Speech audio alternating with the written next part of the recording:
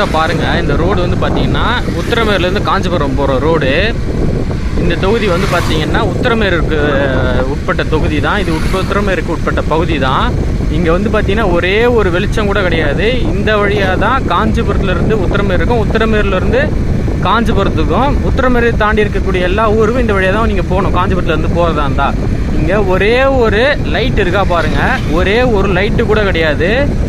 இந்த உத்திரமேரு தொகுதியோடைய சட்டமன்ற உறுப்பினர் சுந்தர் அப்படின்றவர் வந்து பார்த்தீங்கன்னா கிட்டத்தட்ட 25 வாட்டி எம்எல்ஏவாக இருக்காரு. ஒரு உத்திரமேரு தொகுதிக்கு ஒரே ஒரு வாட்டி கூட வந்து பார்த்தீங்கன்னா இந்த இடத்துல ஒரு லைட்டு போடணும்னு நினச்சதே கிடையாது. அவங்களாம் வந்து ஹைப்ரிட் காரில், நல்ல ரிச்சான காரில் போகிறாங்க, லக்ஸரி காரில். அவங்க ஒரு இந்த லைட்டு போட்டால் பக்கத்து தெரு வரைக்கும் தெரியும், எதிர வர ஆக்சிடென்ட் ஆகும். ஆனால் லைட் இல்லாமல் எவ்வளோ ஆக்சிடென்ட் நடக்குது, எதனா நினச்சி பார்க்குறாங்களா பாருங்கள். ஒரு ஜங்ஷன் வரப்போது அந்த இடத்துல லைட் இருக்கும், அதோட எங்கேயுமே லைட் இருக்காது.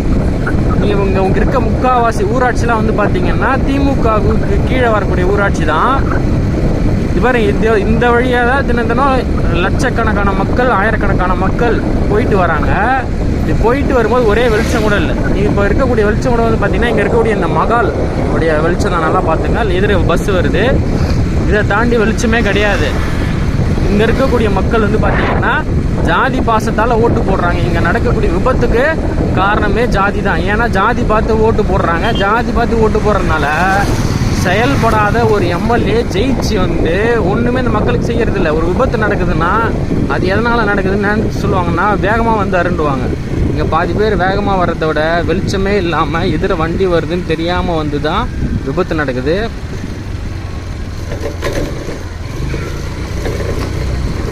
இது வந்து பார்த்தீங்கன்னா ஆர்ப்பாக்கன்ற ஊர்.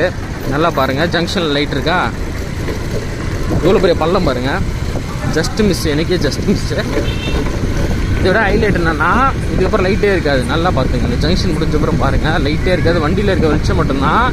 இதனால தான் பல பேர் வந்து என்ன பண்ணுறாங்கன்னா வண்டியில் பல்பு மாற்றுறது, ப்ரொஜெக்டர் போடுறது, ஹெட்லைட்டு வந்து பல்பு, பெரிய பல்பு மாற்றுறது, இன்னும் 10 லைட்டு மாட்டிக்கிறாங்க. அப்போ என்ன இது விபத்து, எதிர வரவன் லைட்டு கம்மியாக வச்சுன்னு வரவன் வண்டி வருதா, கார் வருதா, பஸ் வருதான்னு தெரியாமல் அது மேலேயே மோதி விபத்து நடக்குது.